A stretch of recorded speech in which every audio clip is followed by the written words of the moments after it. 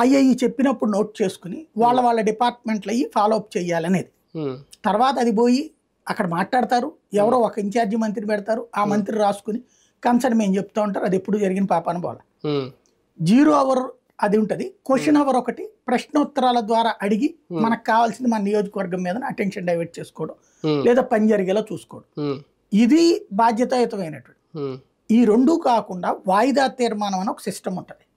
ఈ వాయిదా తీర్మానం ఎందుకు పెడతారంటే, అసలు మొట్టమొదట ఈ ఉద్దేశం పెట్టింది ఏంటంటే, వాయిదా తీర్మానం అనేటటువంటిది అంతా మనం పరిపాలనలో పడిపోతుంటాం, అర్జెంటుగా సభ దృష్టికి తీసుకురావాల్సినటువంటి ఒక అంశం అత్యవసరంగా, దాని మీద సభలో అప్పటికప్పుడు చర్చించి ఓ పరిష్కారం కనుగొనేటటువంటి అంశాన్ని వాయిదా తీర్మానం ద్వారా తీసుకురావాలి.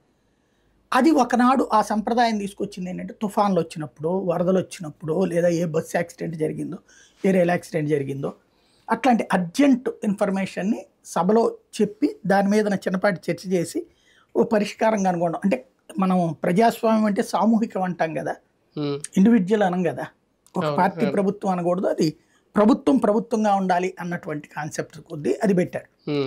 తర్వాత అది పోయి విభజన రాజకీయాలు అప్పుడు బిగినయ్యి, తెలంగాణ వాళ్ళని ఆంధ్ర వాళ్ళు మాట్లాడని లేదని, ఆంధ్ర వాళ్ళని తెలంగాణ వాళ్ళు మాట్లాడేది.